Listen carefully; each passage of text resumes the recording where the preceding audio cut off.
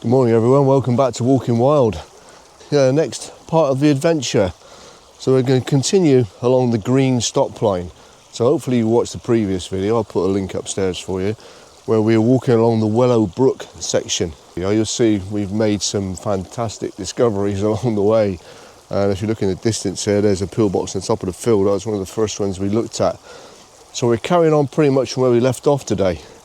Now, the brook itself was the main obstacle for advancing German forces, but there were positions where it was considered it was maybe fordable. In other words, the tanks could get across without too much trouble. So they installed these anti-tank blocks, and there's 3 you can see here. There may have been more, I'm not certain. So this one here, you can actually stand on top of it here. They're pretty much in their original positions. They've just fallen over a little bit, but that's not surprising after 80 odd years. This is an incredible section of the green stop line. It just keeps giving. Every 100 metres or so there's another pillbox or another anti-tank block. So we're going to carry on in that direction. So stay tuned and please watch till the end. We literally come 150, 200 metres from those last anti-tank blocks. And there are another 6 here. 1, 2, 3, 4, 5, 6. Yeah, 6 there on the far side of the Wellow Brook. So obviously this point here was considered another fordable point, maybe a bit narrower maybe, so from either side, you know, tanks are going to have a big problem getting past those boys. Yeah, amazing what you find. Let's move on. Actually, I covered this this Type 24 in the previous video, I'm sure. There's so much along this section, I forget what I've done before, but anyway, I'm walking past it, so we'll do it again. So this is a Type 24 shell-proof pillbox. Very good condition, in someone's back garden. They could have chosen to knock it down, I'm sure. Unfortunately, it survived.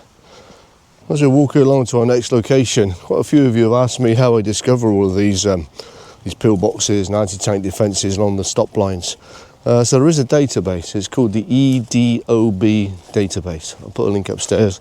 I'll also put a clickable link in the description below. So it stands for, let me get this right, Extended Defence of Britain. It's a fantastic piece of work. It really is an extensive database of pretty much every existing pillbox, and also you can click on the filters to show existing or known, unknown, and what was there originally. So it is a great piece of work, so check it out. Here we have what is considered the next fordable point across the Wellow Brook.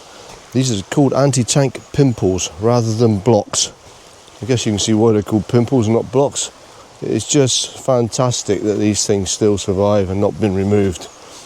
I mean, it would obviously take some removing.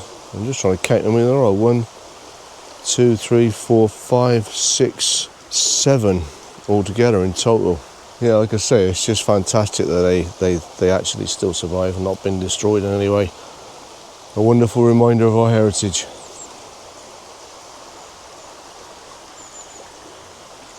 Just a tad more history along the way. So this is part of the Somerset and Dorset joint railway. You can see track was laid 1874, double tracked 1884, open 1929. Mr. Beecham's big axe fell on all these railroads. Good to see some parts of it still survived and still remembered. So we moved on from the last location where we were looking at those anti-tank, those pimples in the brook there. And I jumped back in the car because I run out of path. But we come about 4 miles into the Somerset mining town of Radstock, and actually just outside of Radstock, Rithlington, a small little village outside of Radstock. And looking at the database, walking down towards these next locations I'm trying to find, it sort of showed some anti-tank cylinders in between houses, and you think, nah, that can't be right. If they were there, they are going to be removed. However, this is one of the fascinating things about these when I'm walking along, and you think, what am I going to find next? And behind me, there are 1, 2, 3, 4, 5 anti-tank cylinders, blocks as well, just left here, left over from the war. Absolutely incredible. Amazing what you find. So this section of the green stop line, this is part of the man-made section. So when they couldn't use natural defences, this is rivers and railways, etc., then they had to use man-made defences. So this area would have had lots of anti-tank ditches and trenches dug obviously long since filled in. So we're just going to walk a bit farther up the road and see what we can find. So the next obvious one we can find is this one. It's obviously been shaved off a little bit, but it's still there.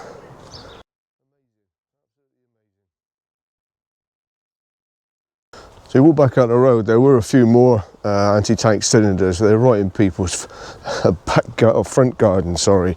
So I haven't filmed those because they're a little bit intrusive. Just sat in people's front gardens. Some people are moving and thinking, well, I don't want a bloody great concrete block sat in my front garden, I'm going to get rid of that. But no, they're still there. So we're moving on now and see what else we can find today. So just around the edge of the copse here, it's shown on the database, but it's shown condition unknown. This is only a guess. It could possibly have been a pillbox. There's certainly lots of large pieces of scattered, broken up concrete around this area. If it has been knocked down, it's a shame, but it won't be the only one.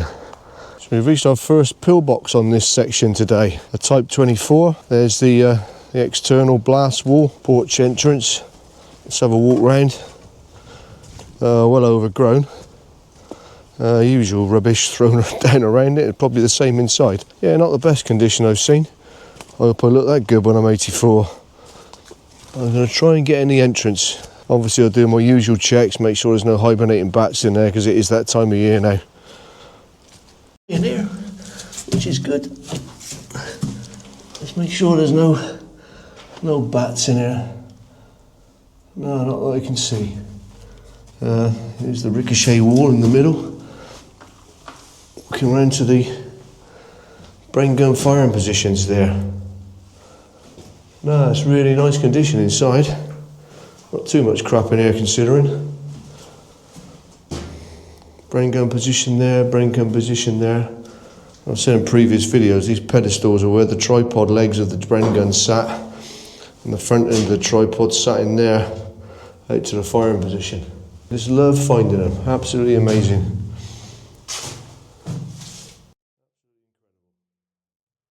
If you're ever out this way on your bike, this is the old railway path, Somerset and Dorset light railway, which has been turned into a Sustrans, which is a cycle network, national cycle network number 24. Literally the pillbox we've just been looking at, as you can see, is just literally down in there. So if you're out on your bike and you come to this point here, and just follow the path straight into the pillbox. So this next Type 24, well overgrown as you can see. I'm not certain what the spacings are between the pillboxes. The last one we looked at is literally a couple hundred metres as the crow flies. Can't get any entrance, well overgrown. Let's see if I look around the other side. Not particularly good condition, but another Type 24. So we just walked up from the road over there. There's the Sustrans cycle route in the distance there.